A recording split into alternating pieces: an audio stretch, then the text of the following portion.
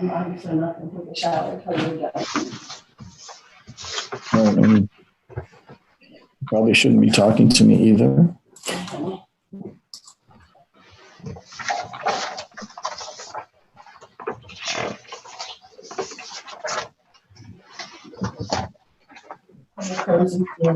There's a phone call. Okay.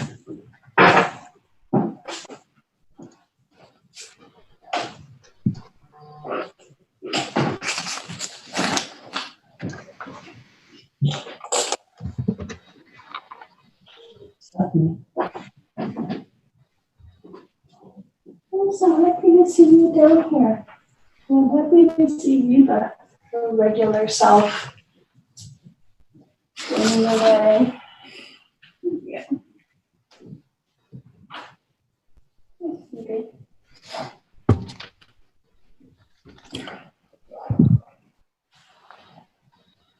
Everybody back to normal?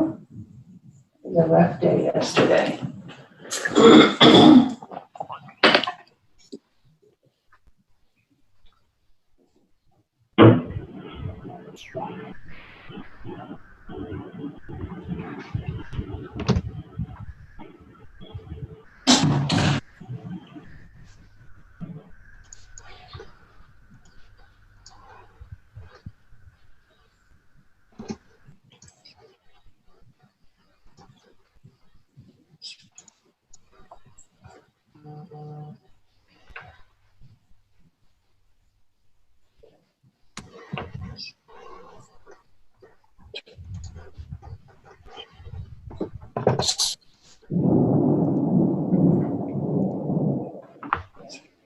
Good afternoon. I'm Jonathan Barsaid. I'm president of the America-Israel Friendship League. Thank you for joining us today. This is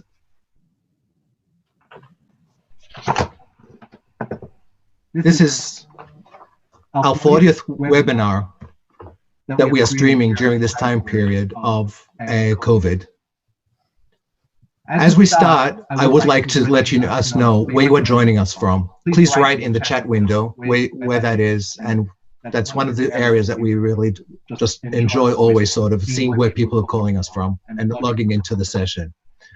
Another answer to a recurring question is that yes, we will be posting a recording of the session of your both for your continued enjoyment as well as also sharing with others. And if you have any questions, please write them in the chat, time permitting. We will also bring these up to the panel as we go along. As I indicated, this is our 40th webinar that we are streaming during this COVID time period. Throughout these webinars, we have focused on messages of hope, unity, compassion, and optimism. Today, we're actually going to reduce some of this tension with a view and taste of some of the great regional wines that are produced in Israel and in the United States. With us today are Jeff Morgan, a wine critic and wine producer who makes wine in both the United States and in Israel. Itai Gleitman, a leading Israeli-based wine critic who is well-versed with the Israeli wine scene. Maayan Koschitsky, an Israeli who actually moved to the United States, bringing Israeli know-how to Napa Valley. And as he tells us today, where it is actually probably one of the more unique periods of days that it's actually raining in the middle of August. John McDaniel is with us also, a wine consultant to restaurants around the country, wineries and suppliers on strategies of growth, wine production, and branding. And finally, Adam Glomski, who is joining us in the middle of the wine harvest from Arizona and is known as one of Arizona's best winemakers. Thank you again. And as we're seeing over here, we're seeing people from all over the country, from Israel, from Melka in Israel, from Florida, from Haifa in Israel, we've got people from South America, from Chile. And I understand that they're probably trying to log in to sort of see if they can get any, gain some inside knowledge to bring to their wonderful wine industry. We have people from Ohio, all over, from New York. And of course, we've also got Carlos from Kuwait. So once again, thank you again for joining us. So as we start, I would like to actually pose the first question to you, Jeff. US and Israel, until recent history, really were not very high on the winemaking totem pole. What do you think has changed over the last couple of decades? Ready for my answer? Yes. So before I answer this question about recent history, I'd like to remind our audience that indeed Israel has been in my opinion, a very important wine producing region for at least 3,500 years, as far as I know, probably longer than that. The wines of what is today Israel, made by the ancient Israelites, were highly coveted by the Romans and the Greeks. They were shipped all over the Mediterranean, and they were, as far as we can tell, quite delicious. I don't see a big change in the way winemaking is actually made today than it was 3,500 years ago. We basically let the grapes ripen. We put them in some kind of a recipient, a vat, a tank, a barrel, whatever, and we let the grapes ferment, often with native yeast.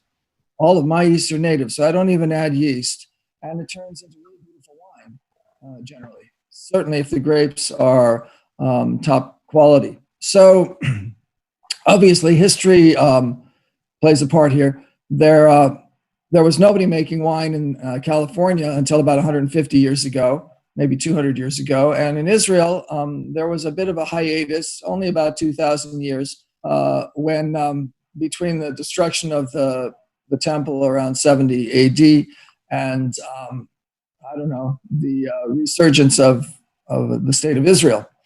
But I think what the world has discovered through the efforts of Israeli winemakers, as well as California winemakers, certainly like Robert Mondavi, for example, that once people started planting grapes in this very Mediterranean environment, highly conducive to growing wine grapes, again, or for the first time, as we say in California, the grapes were really good. And with a minimum amount of winemaking expertise, the wines can also be very good. And with a lot of winemaking expertise, I think we've found, and the world is finding, the wines can be excellent. So I have no doubt that in the next generation, we will find the wines of the Galilee and the Golan and the Judean hills and other, which is, by the way, a new appellation, I believe, Itai, yes, in Israel. In a way. Yeah. I think we'll find these areas to be among the most renowned in the world, just like today we find Bordeaux and Burgundy. And of course, the way we see Napa Valley after the last 50 years of fine winemaking that has become very evident there. Thanks, Jeff. Before we pose the next question to Itai, I would like to share a brief movie about wine in Israel.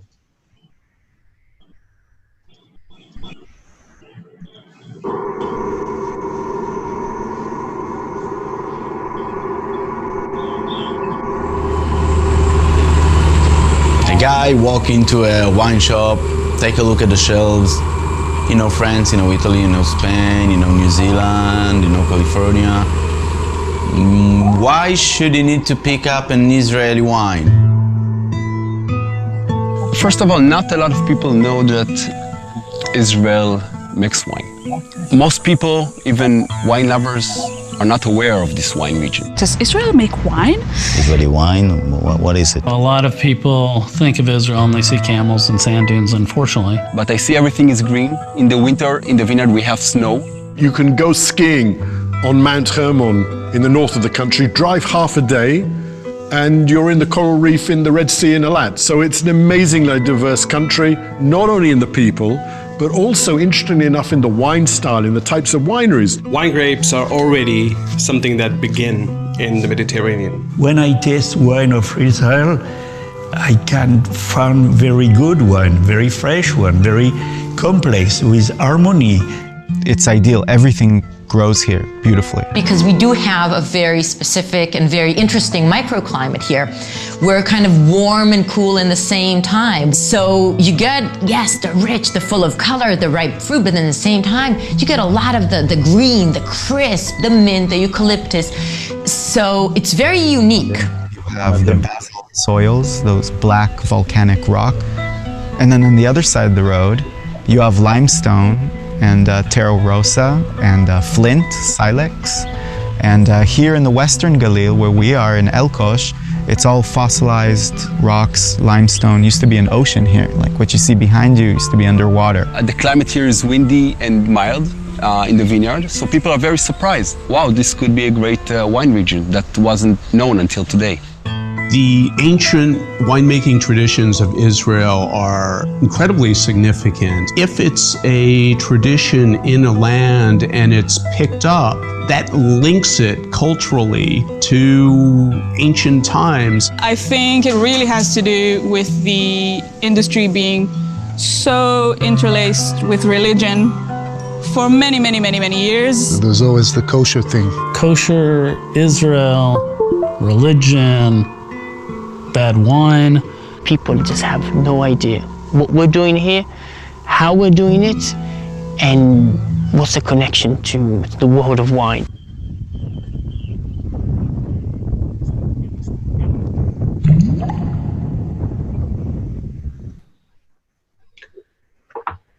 So, Itai, Israel sort of, I believe Israel first introduced the Golan-based vineyards back in the 70s, and actually, I think one of my claim to fame is that I think one of the first harvests for my bar mitzvah, we were using the Yarden wines. But how would you compare Israel's wine industry really of the late 70s, 80s as they more mature to where they are today? Where do you think it's going? First of all, nice to be here, and thanks for inviting me. And let me give some credit to this great glimpse of a film that we just saw. It's taken from a new film called Holy Wine Movie that was supposed to be released this year, but unfortunately, because of the COVID-19 and all of the difficulties, it has been a little bit postponed. The director Snow is a friend of mine, and I think he did a great job. So I want to see the movie after I saw this promo already. And the second thing I want to say, l'chaim, that we are talking about wine, but we are also drinking wine here. So cheers, everyone, and like we say in Hebrew, l'chaim. And now to your question. Like every other new wine region in the world, Israel is a combination between new and old, like Jeff said, because wine has been made here many, many years before, but there is no heritage because it has stopped because of the people that were ruling this place. So there is no real heritage of wine that we can look at. And it started again like 40 years ago, was the revolution of the new Israeli wine, of the new era of Israeli wine with the Golan Heights. And I think a lot of change since then. And wine countries are moving forward all the time, and you have to study and learn and see. Wine is not something that happens very fast because you have to wait from harvest to harvest and to explore. And even now, 40 years after the revolution of quality of Golan Heights, there is still a lot to explore. Not a lot of people know, but Israel invested in the Golan Heights winery to normalize the Golan Heights back then, normalize the life.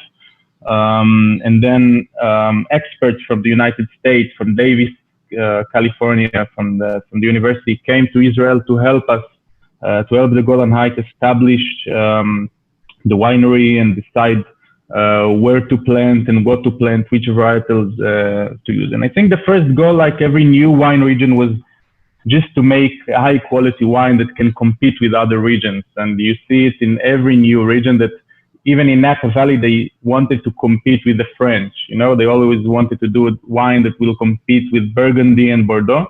So we wanted to show in Israel that we can make high quality wines, that the region is capable of it.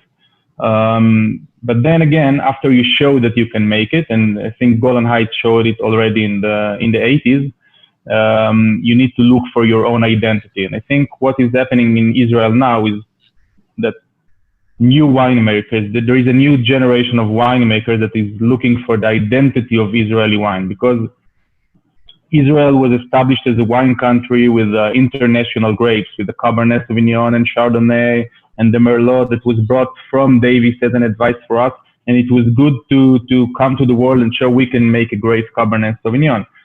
But now there is a new generation of winemakers that go outside of Israel, study abroad, see the world, taste wines everywhere, and they see that every place have wine with the sense of a place, and they want to find the sense of a place in Israel. So it brought them to look for many other varietals that maybe are more suitable for the Israeli climate, because it is very warm in Israel.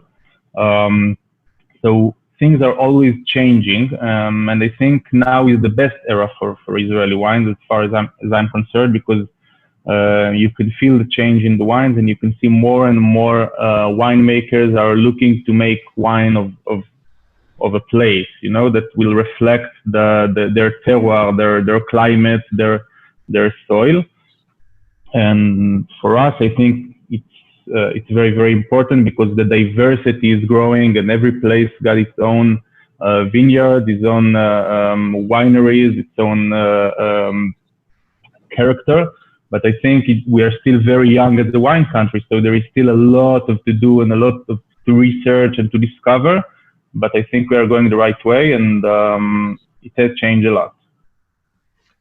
Thank you. So if I really understand it, to sort of what I hear from you is that international competition is what got Israel off the ground, and it's sort of the diversion towards a more customized winemaking and boutique that is the direction that we're going today.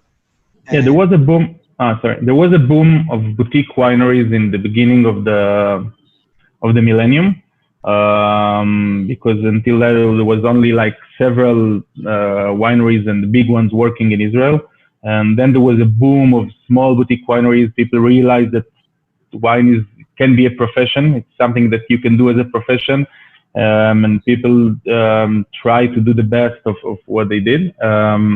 So there was a boom in the beginning of the millennium, which is most of this boom is still reflecting the wine world in Israel as it is now, because it combined of several very big wineries that still makes 85% of the wine in Israel.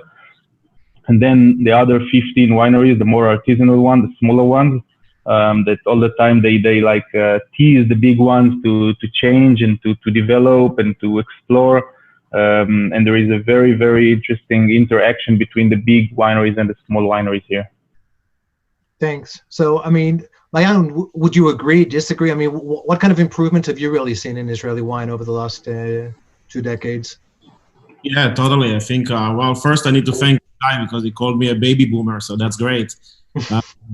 I started in wine in the early 2000s, kind of part of that trend in Israel that we started to see more and more wineries. So today I'm joining from Napa Valley. I moved to Napa 10 years ago, and I've been working in Napa Valley in a few wineries here.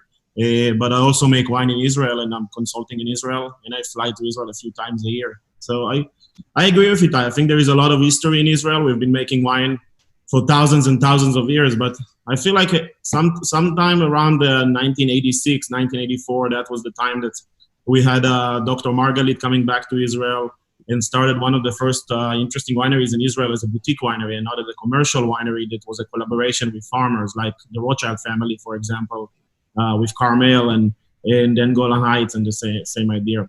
And by doing that, he started the whole idea of having a boutique winery that's going to explore terroir and not explore production.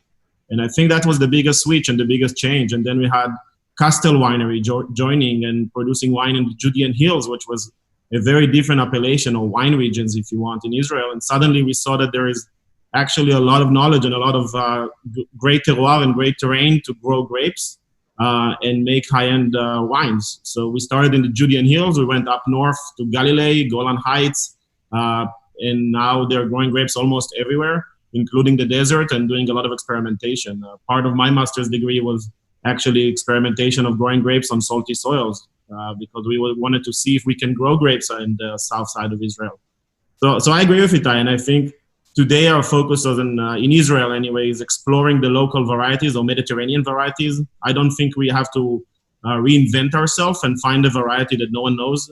Like, we have the Greece wines, they had their own varieties. Argentinians took the Malbec. I think that Israel has a terroir to grow many grapes, and they do a great job with that. But we will have to focus on the stuff that really makes us unique and make unique wines.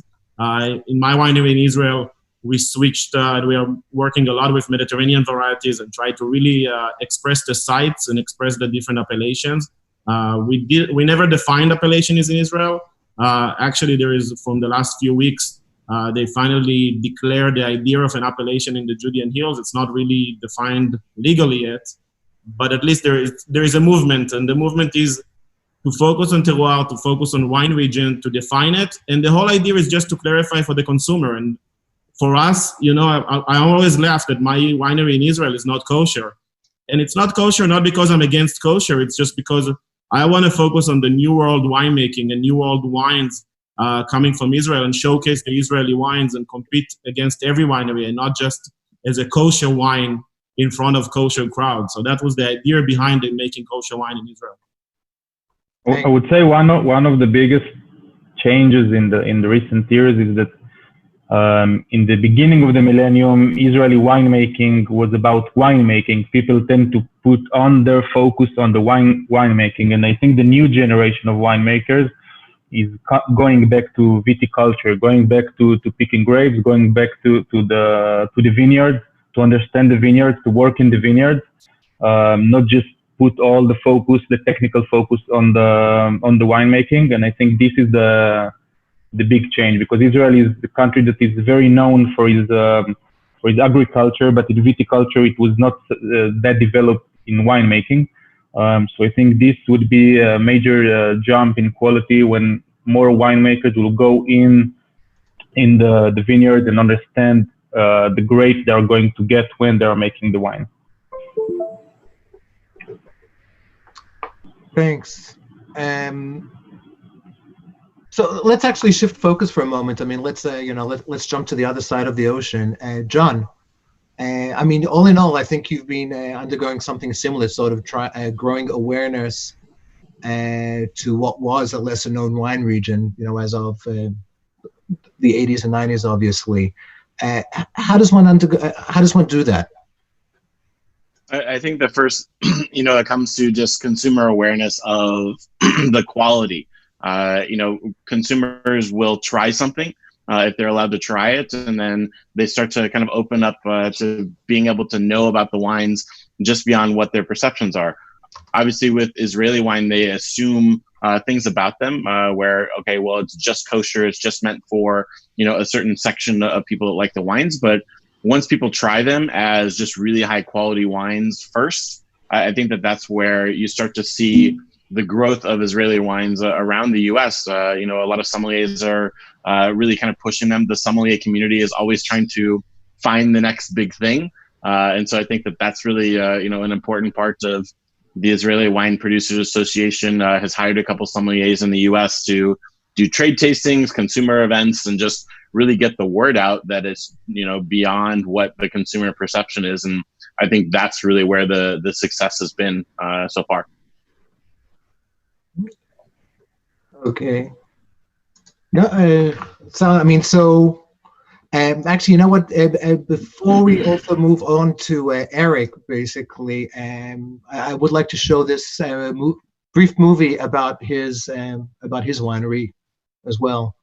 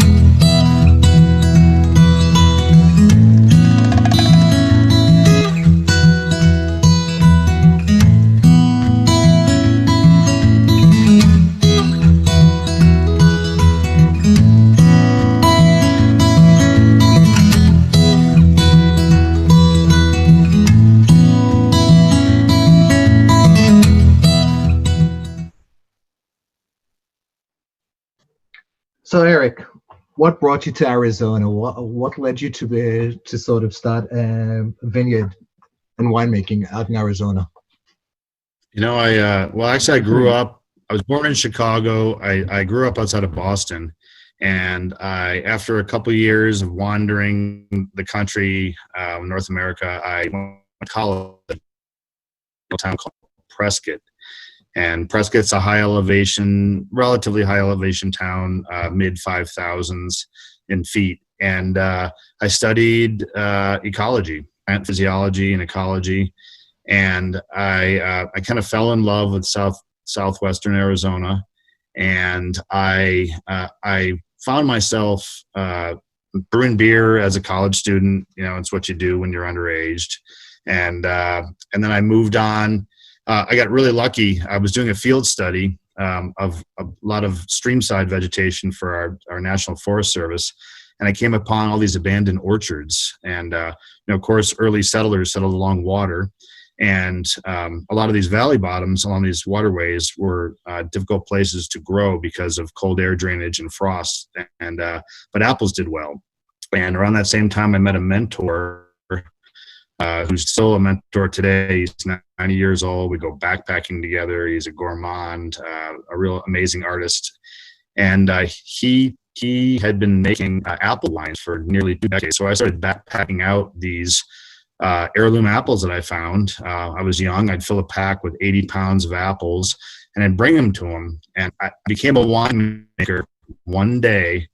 I had this epiphanous experience where we had made this wine together. It was my first one. I remember 8 months later smelling it with my eyes closed, and it just transported me back to that place where I found that orchard. And it was the first time I realized, I'd been kind of a scientist, as my science was my career. And at that moment, the earth and the ecology, the terroir, and that winemaking all fused together for me artistically. And I experienced a place through my sense of smell and taste through a glass of wine. And I was kind of possessed. That was in the early 90s. And I had enrolled in grad school, and I actually dropped out of grad school to take a job at a winery briefly in Sonoma County. And then later I was at a place called David Bruce Winery in Santa Cruz Mountains for several years, making Pinot Noir and Chardonnay, always with the intention of coming back to Arizona to make wines that I thought expressed the place that I now called home. So that was how I started making it. In 2002, I left the Santa Cruz Mountains. I moved back. I planted my first vineyards at higher elevations, with my lowest being about 3,400 feet.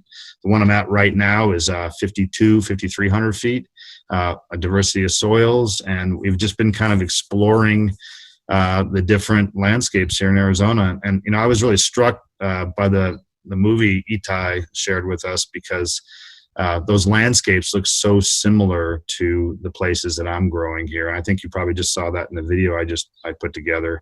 I'm really excited about expressing this place that I call home and sharing it with people. No, thank you. I mean, and just would like, as everybody can see, Eric is actually joining us from the middle of the wine picking that started early out there. Yeah.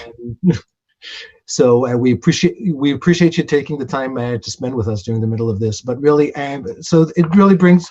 Let me Jeff. I mean, as the I believe you're the while everybody's definitely had a lot of exposure both in Israel and the U.S. I think you're the only one of the group over here who is actually simultaneously growing and making wine in both Israel and the United States. I mean, how do you think, from your perspective, how do you compare really sort of the topography and the climate of Israel to that of other renowned regions, including, say, Napa, Bordeaux, Burgundy? Well, first, let's remember that Maayan is also making wine in Israel as a wine consultant, and I know he's over there quite a bit. And in fact, I was enjoying hearing your story about Margalit, where I believe you started your career. Is that not correct, Maayan? Your first job in the wine industry was at Margalit, the winery? Oh, actually, my second. The first job was with Doron Ravon. La Valley. Oh, okay. All right. Well, Doron, he's a great guy also, a good person to learn from. Yes, absolutely. We both keep Anyway, quite a bit. it's a very quick, funny story of why I'm making wine in Israel. I was making wine in Napa Valley and lived there for 15 years. Now I'm in Berkeley, about an hour away from Napa, but where my winery is here. It's an urban winery in Berkeley, but we still source grapes in Napa. And back in 2002, we hosted an Israeli winemaker, Eli Ben Zaken from Ben Castel, to a tasting in Napa. And we tasted his wine, his red wine. It was really good. And a friend of mine, my late partner, Leslie Rudd, and I said, wow, this is really good wine from Israel. It must be kosher. Let's make a kosher wine in California that's as good as this. And in fact, the funny part of the story is that wine was not kosher because I don't think Castel started making a kosher wine until 2002. So we probably were tasting the 2000 or 1999, I don't remember. So I think we'll talk a little later about the kosher issue. But even back 20 years ago, Israeli wine was making its way throughout the world and showing very well. And it's what inspired me actually to start my own winemaking program in Israel some years later after I did California. As a quick aside, Dr. Margulies, those were the first wine books I read, the Technology and Operations, Wine Chemistry, and now I actually buy them for all of my young staff who are working their way into our production programs, and so it's an interest. I haven't actually heard the name outside of my little world in a long time. I think there's some of the most brilliant and accessible books because they're just incredibly practical and approachable. It's a great treatise on winemaking. Yeah, Yair Margalit was also a professor at UC Davis, as well as owning and running his own winery in Israel. But back to the question, which Jonathan asked. Sorry, this is a Jewish answer. It takes me a while to get to it. This is what makes it interesting. So I think the question was, similarities, differences between Israel and California. Was that the question? Okay. So when I first seriously went to Israel to look around back in 2011, look at the wine regions and the vineyards and wineries there, I noticed that it reminded me a lot of Northern California, as well as parts of France's Rhone Valley. But we saw pictures in the film that Itai brought today of those red soils and those limestone outcrops in the red soils, which very, very, in my opinion, are very conducive to growing certain kinds of grape varieties such as Syrah and other Mediterranean varieties. And we have those same soils in California, in Napa Valley, not everywhere, but in some of the vineyards I work with, we do. And I think Maayan was talking about the heat. Somebody was, but I think it was Maayan talking about the heat in Israel, or maybe it was Itai talking about the heat in Israel, obliging us to look for grape varieties that are well suited to the conditions in Israel. Well, California, I think, is going to be where Maayan lives, is going to be on Wednesday about 109 degrees Fahrenheit, really hot. And I think we're experiencing throughout the entire world shifts in temperature that are going to boost those temperatures for all of us at certain times during the growing season. And I find that the way we grow grapes in California, using irrigation developed in Israel, by the way, is very similar to the way we grow grapes in Israel. And the way I make wine in California is very similar to the way I make wine in Israel. I mean, they're interchangeable in many ways, except I think everybody's been using this word terroir, which is a very important word for winemakers that describes the distinct differences, or perhaps the subtle differences, that make one region different from another, one wine growing region different from another. It can happen between Napa Valley and Sonoma. It can happen between the Judean Hills and the Galilee or the Golan. And those differences, if we're true to the concept of terroir, and we use winemaking methods that, in my opinion, are minimalist, they allow those differences to express themselves in the bottle. And so, even though there are great similarities between Israel and California, I am finding that my Israeli wines have their own distinct, unique character as compared to my California wines made with similar varietals, sometimes the same varietals. And that's a beautiful thing. That's what makes wine interesting.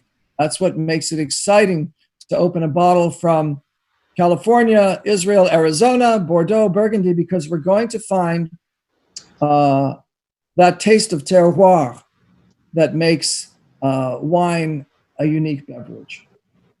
Interesting. So essentially what I hear you say is that there's a lot of sort of cross-pollination of concepts and I mean things that Israel has developed over the years, and not necessarily in connection with the winery, with wine growing, but agricultural, such as if it's the drip irrigation and how to deal with dry weather and small quantities of water that's actually pollinating and sort of helping if it's in California. And Eric, I imagine that this is also things that technologies and concepts that are making it easier for you to actually adapt wine growing in Arizona, which has traditionally been, strikes people as sort of too hot and dry. Yeah, I mean, I have a lot of things I want to share, but just to address that directly, the most common question or statement I get from people is, why Arizona? Too hot and too dry. And interestingly, the challenges that I had in the last 20 years of growing here and making wines has been just the opposite. It's actually been freeze and monsoon rains, so cold and wetness. And people have to remember, and I'd be kind of curious about what elevations the other winemakers and growers in the room are growing at in Israel, because I'm between 3,500 and 5,500 feet. We choose sites with good water resources. We do use Netafim drip systems everywhere, which I believe is an Israeli company. But we struggle. Some of our biggest challenges in getting over hurdles viticulturally are we have this bimodal rain pattern here. The spring rains, are no big deal because, as everybody knows, the grapes have not really developed yet. We like the precipitation to replenish soil moisture. But later in the season, come late July and August, right now, long-standing highs that had descended in the area move out, and they pull in moisture from the Sea of Cortez, Gulf of California, and the Gulf of Mexico, and we get these afternoon pounding thunderstorms. And they will sometimes last for weeks, and they often coincide with harvest. So they put a lot of pressure, a lot of fungal pressure in our vineyards. We can have to deal with hailstorms at times. So I think the challenges we see are not what people expect. But for instance, this year we're having a drier vintage. The driest years here are generally our best vintages. And assuming also that you don't get sweltering heat, which we've gotten some of this year. But it's again, Arizona is all about elevation and microclimates. And I suspect that that's a lot of what's going on in Israel as well. You find different elevational niches with different climatic paradigms, diurnal shifts, day and night, and then within those climates you find different soils and you bring different characters to the table, and that's essentially what we're exploring here. And I'd say the only other thing I wanted to add, and to kind of riff off of what Ite was saying, is how do we develop, what is our character? What is the personality of Arizona wine? Napa has Cabernet. Parts of the Sonoma coast have Pinot Noir. et cetera. It's a Burgundy as Pinot.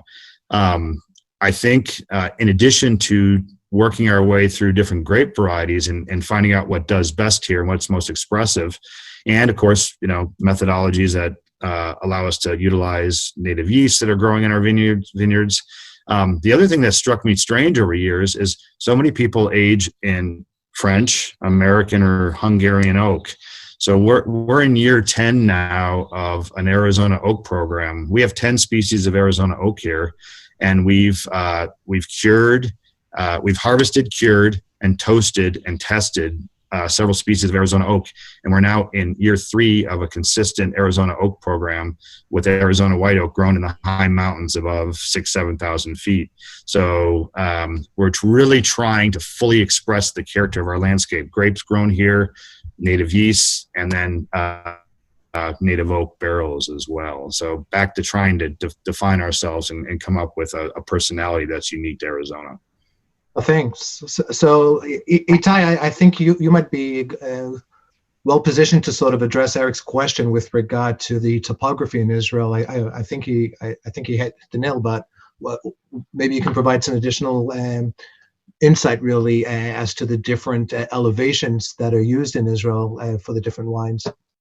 I think Israel is a very, very diverse country. It's what's so special in Israel. It's so small but so diverse. Even if you come as a tourist, non-related to wine, you can start your day at the Golan Heights with some kind of mountain temperature, and in 5 hours drive, you are in Elat diving in the Red Sea in a different climate. So it's a small country with a lot of changes of soil and topography. The highest point would be the Golan Heights, where you can reach, we speak in meters, so it would be about 1,100 meters. Also in the Judean Hills, this is you have the altitude of about between 500 meters to 800 meters, if someone knows how to translate it to... About 3 to 1, so that's about 3,500 feet for the Golan Heights, and about 2,500 for Judea. But inland around the Carmel Mountains, you have lower places closer to the beach, closer to the shore, and there you have different varietals like Carignan that grows there really nicely, that can deal with the heat. So it changes a lot, and I think people are still trying to realize what are the best varietals that can cope with this kind of soil, temperature, and altitude. And I would say there are no straight answers right now. I probably like Arizona.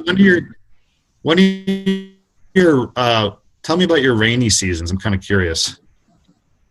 Israel doesn't have a lot of rain. I think the last recent years, like other places in the world, we see changes in climate. It's not uniform. Israel used to be I would not say it used to be, but it's a very easy grape growing country. It's very easy to grow grapes because you have a lot of sun. Maybe you have a cost of it that you get. Sometimes the level of alcohol is more than what the sommeliers want in their wines, but you have a very, very comfortable conditions for wine. Winter here is not very long and not very rainy, so most of the years are very dry. Even though this last winter was there was a lot of rain, but in some places, of course, you need the irrigation to grow the grapes. But you can still find some places in Israel that use dry farming to grow grapes, even in the most in the warmest places. And I think in the last 10 years, one of the most developing wine regions in Israel, which is, I think for me, it's very, very interesting and exciting, is the Negev, the desert in the south of Israel, mostly in Mitzpe Ramon, which is a place on the way to Elat. It's very hot in summer times, but you have the elevation of almost between 800 to 1,000 meters. and the diurnal temperatures between night and day. And you can find today a lot of very, very nice and fresh white wines coming from the desert. And I think this is the new thing is coming from Israel, is wine, maybe wine from the desert. Interesting. So I I'll mean, just say something about this. Sure. So I think what Itai is saying is that Israel is blessed with a lot of wine microclimates or microclimates conducive to growing grapes, but different varieties of grapes will do better in certain areas than others because the conditions, the soil, the temperature, the altitude, all of those things make a difference. But I think what is important for our audience to remember is that, as we said at the beginning of the show, so to speak, that grape growing has been going on here for a long time. The Middle East is where grape growing began, probably 8,000, 9,000 years ago, and if not in Israel, near Israel. And it should come as no surprise to anyone in the world that Israeli wines, given the fact that Israelis can now grow them as they want to, can be top-notch wines, and that Israeli wines can now be found all over the world. I got back from just before Corona. I got back from Taiwan and Japan, where a lot of people didn't know about our Israeli wines, and yet that's what I was promoting. Not so much my California wines, because everybody knows about California now. And I sold those, the Japanese and the Taiwanese, a lot of Israeli wine because they were astounded at the quality and how exciting the flavors were.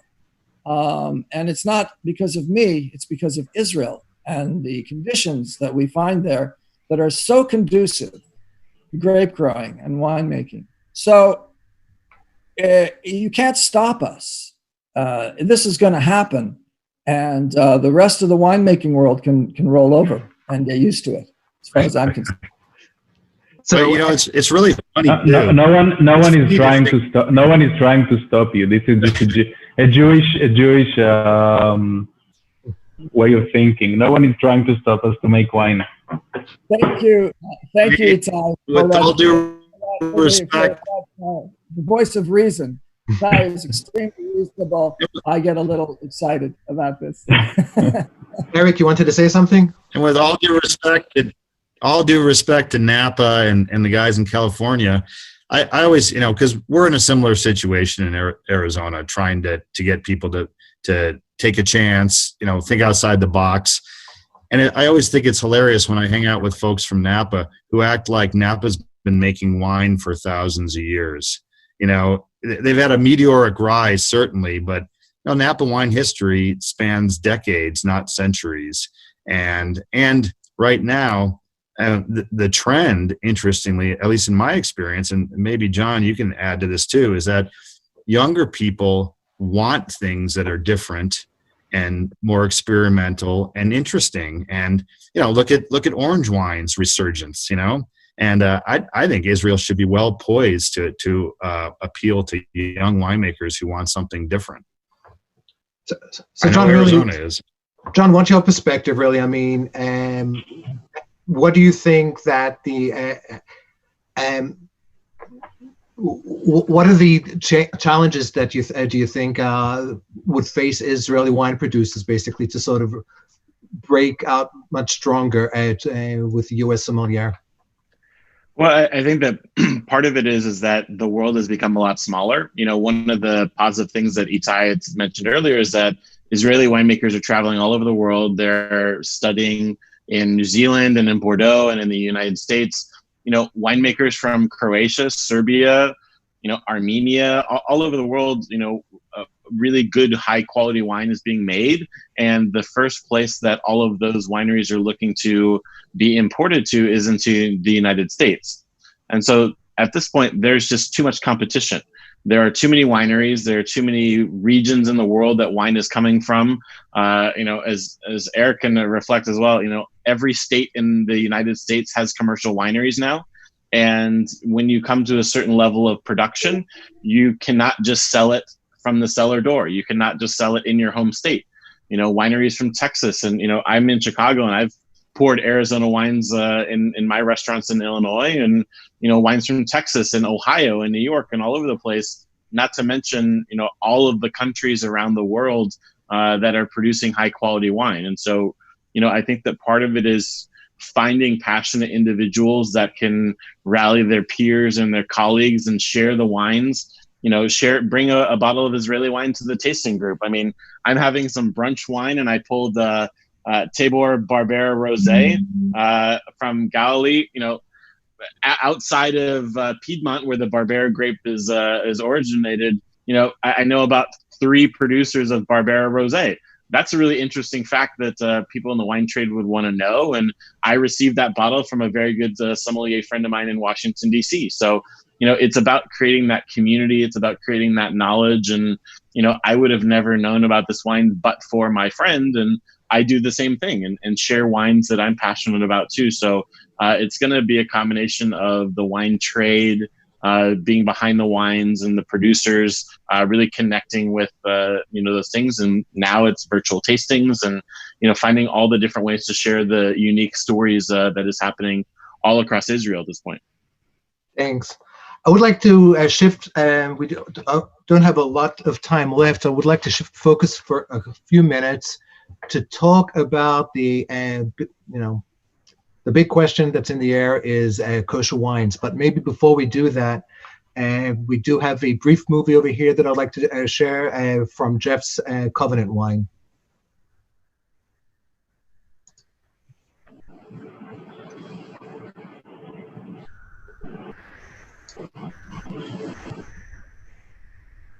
It's only American Israeli winery. Thousands of years ago, before anyone even lived in California, the Jews of Israel were making high-quality wines not only for themselves, but also for their Greek and Roman neighbors. We thought we'd share a few images with you to help to get to know us better. Whether at our urban winery in Berkeley, California, our vineyards in Napa Valley, or Israel's northern Galilee, we try to harness the best qualities found in each of our vineyards. To this end, we harvest at full maturity and ferment all our wines with native yeast. But it takes a village, and in the winery, there's always a lot to do, from cleaning tanks to sampling the wines that age gracefully in barrels. Sometimes it seems like we're dealing with a sea of grapes, and the challenge is always to get them picked on time. Here's a shot of Covenant co-founder Jeff Morgan harvesting our Napa Valley Solomon Cabernet with his daughter Zoe, who now works for Covenant Israel and is based in Tel Aviv. Whether in California or Israel, the goal is to make the best wine we can to enhance your dining pleasure. For us, it's all about food and wine. And we like to cook too. Here's one of our favorite photos of Covenant co-owner Jody Morgan shopping at her favorite chicken stand at the Carmel Shuk in Tel Aviv. We look forward to sharing our binational and historical wine perspective with all of you today. Please remember that you are all welcome to visit Covenant in California or Israel. Meanwhile, we wish you b'te'avon. So Jeff, what makes a wine kosher?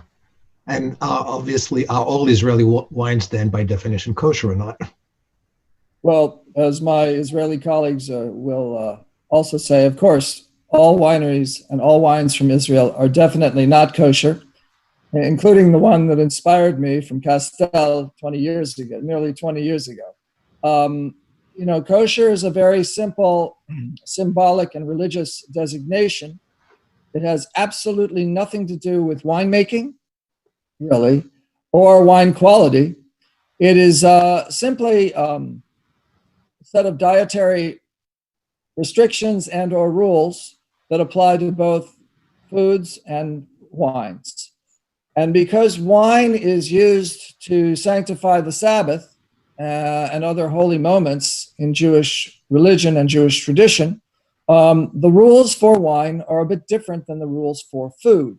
But again, they are completely symbolic, and they really boil down to one simple fact, and that is if you want to certify your wines as kosher through some kind of kosher certifying agency, such as the OU, for example, which is an international kosher certifying agency.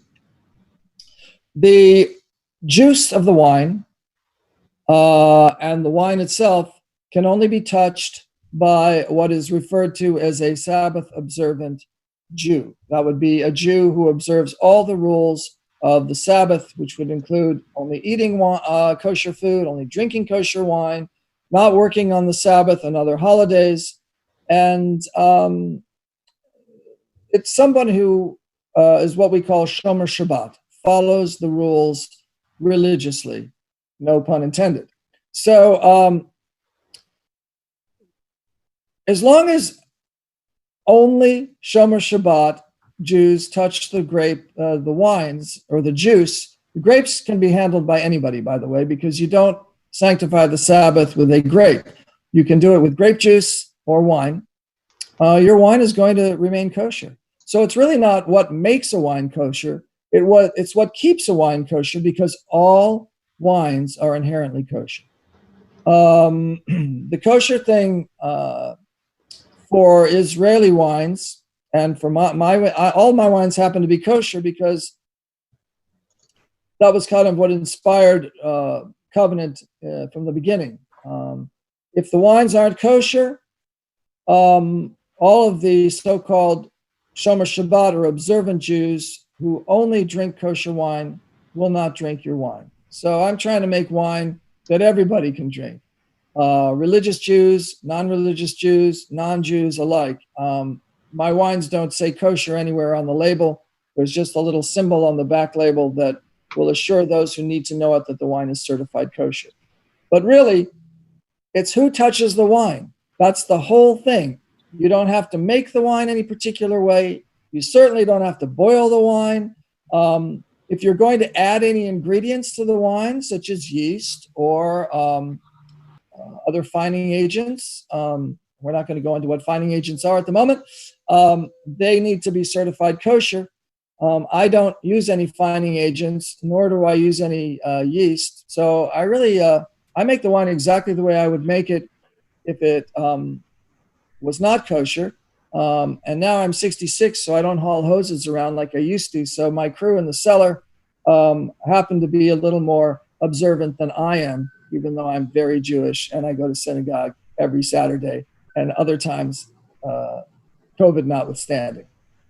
The kosher issue is a double-edged sword for Israeli winemakers or wineries, because when you establish a winery, at the end of the day, if you don't sell the wine, you don't make money. You don't have the next vintage.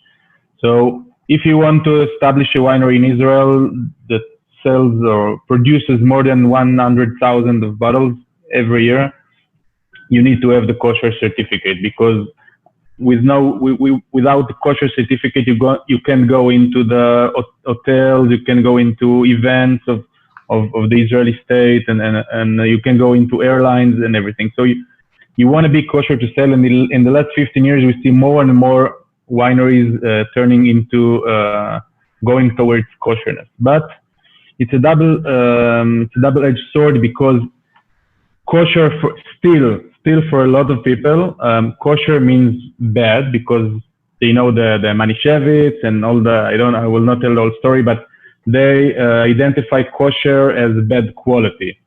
But there are also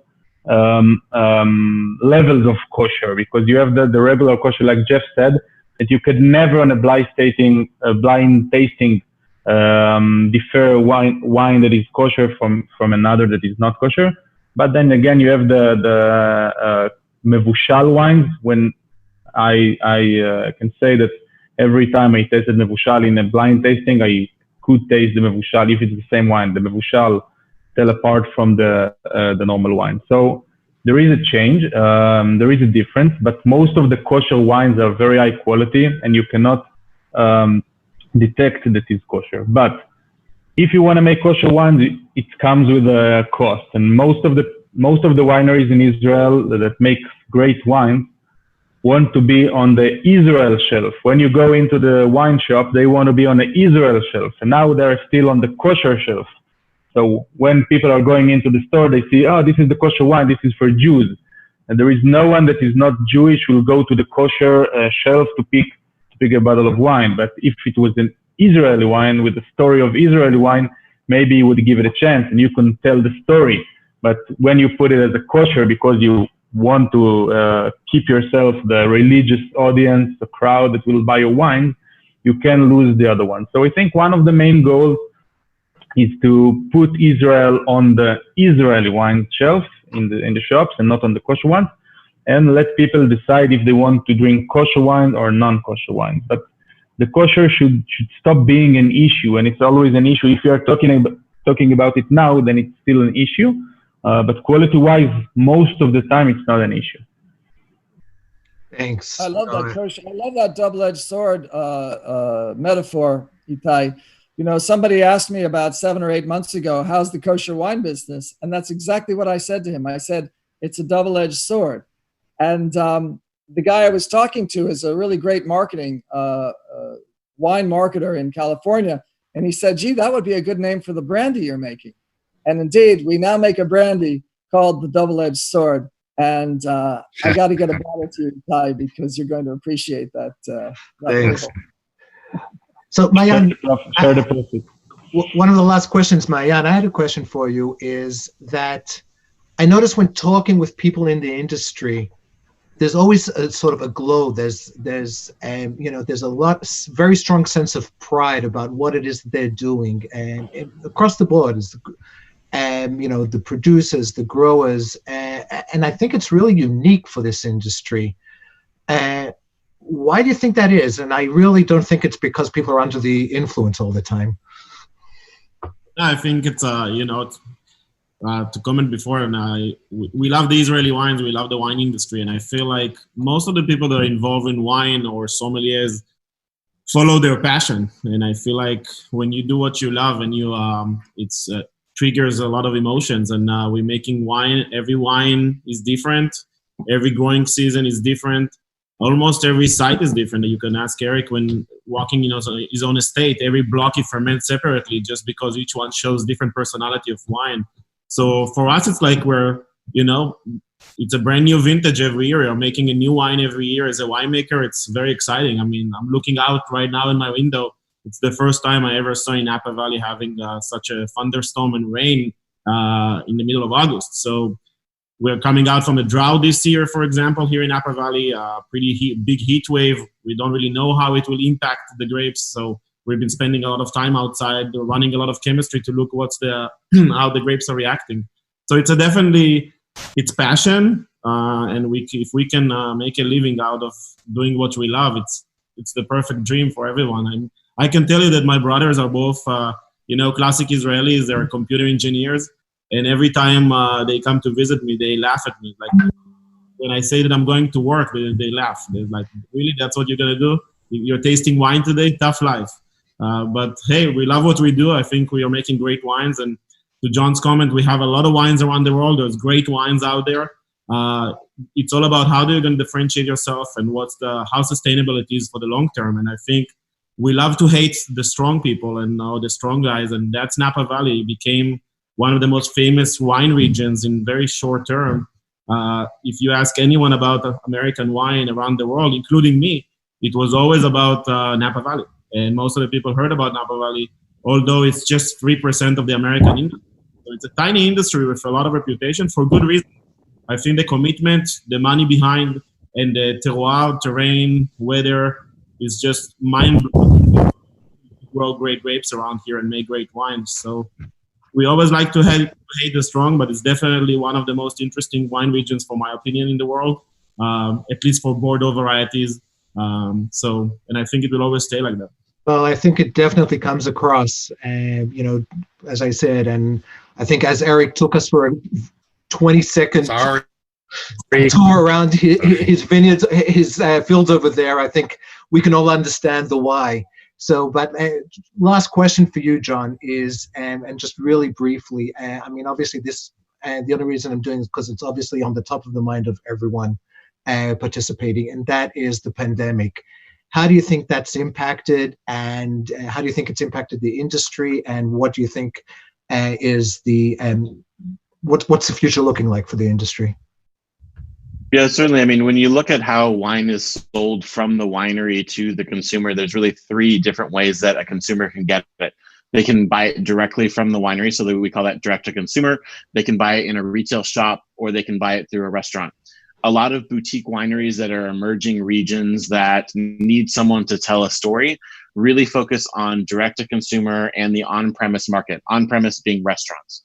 When you look at restaurants around the country, I live in downtown Chicago, and we are now just starting to get back into being open. And a lot of these restaurants have been sitting on wine inventory for months.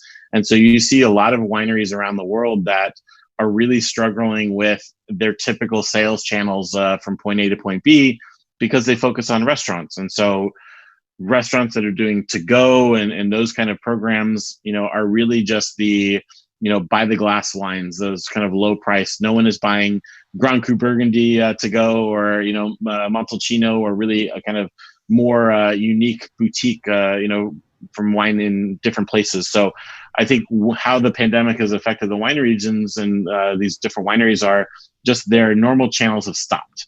Their distributors in every state are freaking out about the fact that they can't sell their wines. Retail is actually up. But what you find is that what people are going to retailers and buying they're kind of spending about the same amount of money per bottle, maybe a little bit less, but they're going back to their comfort zone. So they're going back to New Zealand Sauvignon Blanc, California Chardonnay, the things that they're used to. And so trying new wines from new places like Israel, for example, if they are not familiar with it, there aren't retail wine shops that really have a lot of people that can interact with the consumer in the same way, doing tastings in the shops. And so I think the pandemic has really just put a hold on new possibilities for wines, new channels and opportunities, because people are basically just drinking the things that they know from the people that they know. So, we have over 150 people, on this, chat now, and to all the people that are out there that will eventually listen to this. I definitely encourage you to, share a bottle of your favorite wine with your friends. The way that, Israeli wine is going to grow is by people sharing it. And that's really the history of the wine industry, is just sharing across, a table with friends and family. So, buy a bottle of wine, share it with your friends, blind taste them on Israeli Cabernet versus Cabernet from California, and let people decide for themselves. But, they're not going to go out and spend money on something at this point now because of the pandemic, because of the economic crisis, on something that they're just not really familiar with and maybe not comfortable because of all the, history that people only think of, those wine regions about. Well, I think hopefully the operative word is just put a hold. And I think my biggest take actually, it was at the beginning of the pandemic, where across the board, wine distributors were deemed to be an essential business that was allowed to stay open when they were defining the different businesses. So I think it says a lot. But once again, thank you all very, very much. We are over time. We can probably continue. I think the passion that Maayan was talking about, with that passion, we could just continue with this conversation for hours. So I appreciate everybody.